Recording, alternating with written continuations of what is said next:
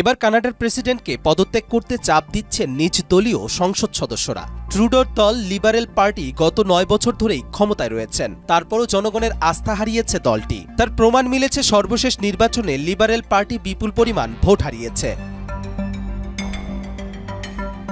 এদিকে সম্প্রতি Donald Trump যুক্তরাষ্ট্রের প্রেসিডেন্ট হিসেবে দায়িত্ব নেয়ার পর কানাডা থেকে আমদানি করা সব পণ্যের ওপর ২৫% শুল্ক আরোপের পরিকল্পনা করেছেন। এমনকি ডোনাল্ড ট্রাম্প সম্প্রতি এক নৈশভোজে হাসির ছলে হলেও কানাডাকে আমেরিকার অঙ্গরাজ্য হওয়ার প্রস্তাব জানিয়েছেন, যা কানাডাবাসীর মধ্যে ক্ষোভের সৃষ্টি করেছে। শুল্ক আরোপ সংক্রান্ত মার্কিন হুমকি মোকাবেলায় একটি স্থিতিশীল সরকার প্রয়োজন বলে মনে করছেন তারা। এছাড়া সবকিছুর দাম বেড়ে যাওয়া ও অবসান সংকটের কারণে ট্রুডোর সরকারের জনপ্রিয়তা কমে যাওয়ার আরও একটি বড় কারণ।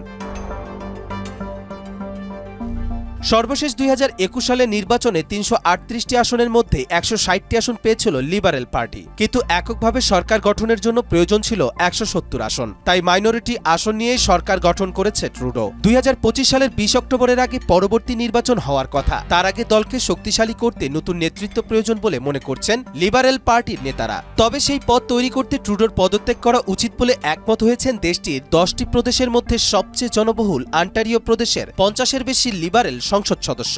শনিবার তারা নিজেদের মধ্যে আলোচনা করে এমন সিদ্ধান্তে পৌঁছান বলে জানিয়েছেন কানাডিয়ান ব্রডকাস্টিং কর্পোরেশন। এই অবস্থায় সরকারি ব্যয় নিয়ে ট্রুডোর সঙ্গে মতভেদের জেরে গত সপ্তাহে পদত্যাগ করেন অর্থমন্ত্রী ক্রিস্টিয়া ফ্রিল্যান্ড। এর পরপরই সব বিরোধী দল জানিয়ে দেয় ট্রুডোর সরকারকে হটাতে তারা একসঙ্গে কাজ করবে। কবির চৌধুরী, জয়, মাই টিভি।